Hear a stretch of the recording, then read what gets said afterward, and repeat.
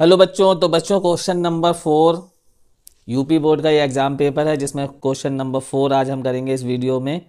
Class 10th और 2024।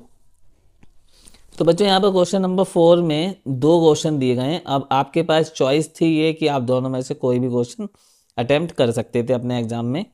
अब आने वाले जो बच्चे हैं वो दोनों ही सवाल सीखें कि ये दोनों सवाल किस तरह से होना है। अच्छा, ये जो ऊपर वाला क्वेश्चन है ये एनसीईआरटी बुक से लिया गया है और ये एनसीईआरटी से बाहर का है। तो पहले ये सवाल हम करते हैं। The angle of elevation of the top of a cable tower from the top of a building of height 7 metre is 60 degree. और जो यहाँ पर क्या है कि एक बिल्डिंग है, ये हमने एक बिल्डिंग ले ली और इसके सामने यहाँ पर एक टावर है। ठीक है स्टूडेंट्स, ये हमारा ग्राउंड लेवल है। अब ये बिल्डिंग की जो हाइट है क्वेश्चन में वो है बच्चों 7 metre.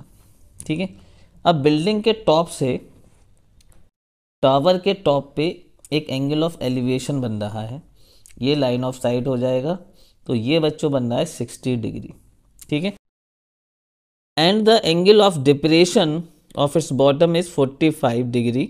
Find the height of the cable tower. अब बच्चों यहाँ इस टॉप से इसके जो फुट पर एंगल बन रहा है वो बच्चों बन रहा है 45 डिग्री। तो हमें ये केबल टावर की जो हाइट है बच्चों वो निकालनी है। अब बच्चों यहाँ पर हम नेमिंग कर लेते हैं ए बी सी डी ई। तो बच्चों अगर ये 7 है ए बी तो ये डी सी भी कितना हो जाएगा, 7 हो जाएगा। ठीक है, अब बच्चों ये 45 डिग्री है तो ये भी 45 डिग्री होगा अल्टरनेट इंटीरियर एंगल की वजह से। ठीक है, अब बच्चों यहाँ पर क्या करना है, in triangle A B C, in triangle A B C.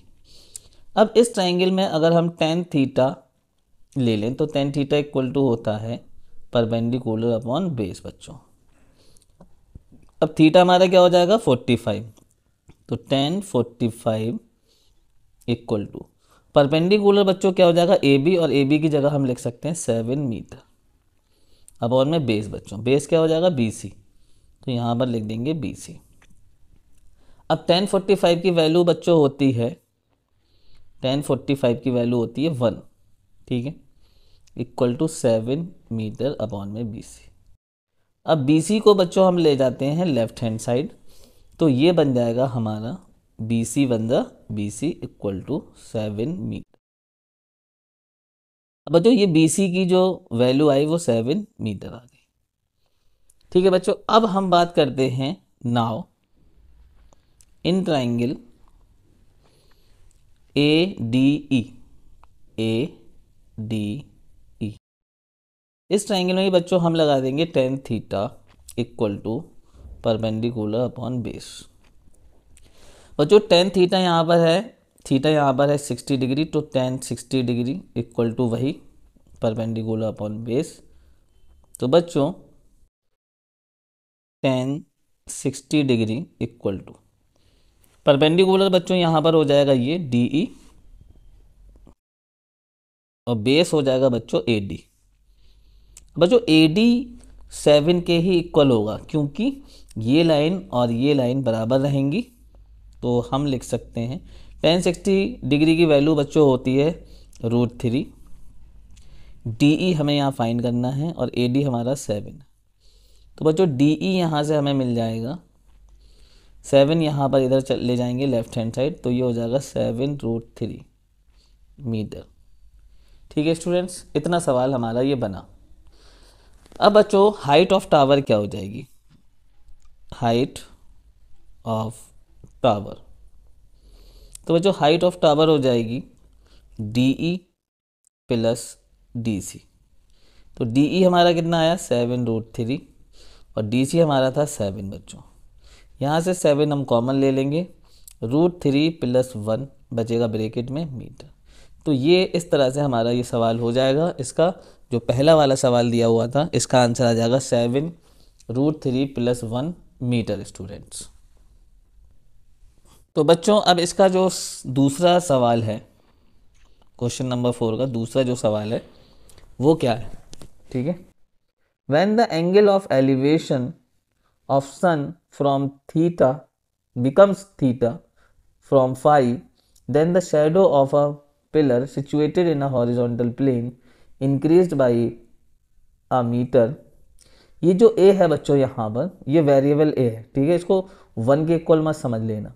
Find the height of the pillar, ठीक है। तो बच्चों सवाल क्या है कि एक पिलर है, ये हमने पिलर ले लिया, ठीक है, ये पिलर है, ठीक है। अब इस पिलर का एक शैडो बन रहा है, मान लो ये शैडो है, ठीक है, ये शैडो, ये शुरुआत में शैडो बन रहा था, ये सन, यहाँ पर सन है। तो ये जो एंगल ऑफ एलिवेशन बन रहा है बच्चों अकॉर्डिंग टू क्वेश्चन, तो वो कह रहे हैं ये फाई है, एंगल कितना है पहले फाई। अब क्या होता है कुछ टाइम के बाद ये शैडो थोड़ा सा बड़ा हो जाता है, ये शैडो बड़ा हो गया, ठीक है, और एंगल ऑफ एलिवेशन जो था वो अब बच्चों हो गया थीटा, ठीक है, क्या हो गया थीटा। पहले एंगल जो था वो फाई था, फिर एंगल क्या हो गया थीटा हो गया। और वो क्या कि ये शैडो की जो लेंथ है वो a मीटर बढ़ गई, कितनी बढ़ गई, a मीटर बढ़ गई, ठीक है। तो बच्चों हम यहाँ पे लेट कर लेंगे कि पहले जो शैडो की लेंथ थी वो x थी, उसको हमने लेट कर लिया, ठीक है। अच्छा अब बच्चों यहाँ पर नेमिंग कर लेते हैं a b c। तो बच्चों यहाँ पर अगर हम पहले ए बी सी ट्राइंगल लें, इन ट्राइंगल ए बी सी, और ये हमारी हाइट होगी, ठीक है, इस पिलर की। तो बच्चों ट्राइंगल ए बी सी में अगर हम टेन थीटा लगाएं तो टेन थीटा इक्वल टू क्या होता है, परपेंडिकुलर अपॉन बेस। अब एंगल तो यहाँ पे थीटा ही है, तो ये हम टेन थीटा लिखा रहने देंगे। परपेंडिकुलर जो होगा वो थीटा के सामने वाली लाइन, तो ये हमारी हाइट ऑफ द पिलर हो गया। और बेस बच्चों क्या हो जाएगा, ये पूरा, तो a प्लस एक्स हो जाएगा, ठीक है, a प्लस एक्स। तो यहाँ से अगर हम हाइट निकालें तो बच्चों ये आएगा a प्लस एक्स को हम ले जाते हैं लेफ्ट हैंड साइड, इनटू में tan theta equal to height, ये हमारी हाइट आई, ठीक है। इसको इक्वेशन नंबर 1 कह देंगे बच्चों। अब बच्चों यहाँ पर हम ट्राइंगल ले लेंगे a और यहाँ पे d मान लेते हैं, d a d c, ठीक है, a d c in triangle a d c। अब बच्चों अगर यहाँ पर हम टेन थीटा लगाएं तो हम यहाँ लिखेंगे टेन फाई इक्वल टू वही परपेंडिकुलर अपॉन बेस। तो बच्चों टेन फाई क्या होगा अब, तो टेन फाई परपेंडिकुलर तो हाइट आ जाएगा और बेस क्या हो जाएगा बच्चों एक्स हो जाएगा। अब यहाँ से अगर हम हाइट निकाल लें तो बच्चों x into tan phi equal to height, ये इक्वेशन नंबर 2 हो गई बच्चों हमारे पास, ठीक है। अब बच्चों ये दोनों हाइट तो इक्वल होंगी क्योंकि दोनों हाइट पिलर की ही हैं। सो हम यहाँ लिखेंगे फ्रॉम इक्वेशन 1 एंड 2, तो दोनों हाइट इक्वल हैं, तो a plus x tan theta equal होगा x टेन फाई के। बोले बच्चों होगा या नहीं होगा। अब बच्चों यहाँ से हम ये जो टेन थीटा है इसका मल्टीप्लाई इससे कर देंगे, तो ये हो जाएगा a tan theta plus x tan theta equal to x tan phi. अब बच्चों ये जो x के साथ टेन थीटा है इसको हम ले जाते हैं राइट हैंड साइड, तो होगा क्या कि a टेन थीटा इक्वल हो जाएगा x tan phi minus x tan theta के। अब बच्चों यहाँ से क्या करना है, x कॉमन ले लेना है, तो tan phi minus tan theta और इधर रह गया था a टेन थीटा।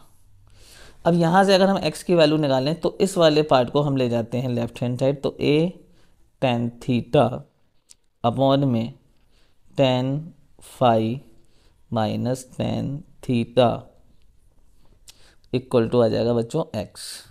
बच्चों यहाँ से हमें x की ये वैल्यू मिल गई, ठीक है, ये x की वैल्यू बच्चों हमें यहाँ से ये मिली। अब बच्चों अगर हम पिलर की हाइट निकालना चाहते हैं तो पिलर की हाइट हम इस इक्वेशन में देखें, यहाँ पर क्या है x tan phi equal to height, तो हाइट इक्वल टू क्या था बच्चों हमारे पास x टेन फाई। अब बच्चों x की ये वैल्यू हम यहाँ पर पुट कर दें, तो x इक्वल टू आया हमारे पास a टेन थीटा अपॉन में tan phi minus tan theta बच्चों, ठीक है। ये tan phi minus tan theta यही आया हमारे पास x, और इनटू में tan फाई बच्चों, ठीक है। tan फाई हमारा इनटू में रहेगा। तो बच्चों ये हम इसको इस तरह से लिख सकते हैं कि height equal to a tan theta into tan phi, ये tan फाई है, अपॉन में tan phi minus tan theta. तो ये हमारी हाइट आ जाएगी पिलर की, और यही आपका लास्ट आंसर रहेगा। तो ये क्वेश्चन नंबर 4 हमने दोनों पार्ट इसके किए, जो हमारा चॉइस में था वो भी किया। अब एक सवाल और रह गया है, वो है क्वेश्चन नंबर 5, जो कि हम नेक्स्ट वीडियो में करेंगे।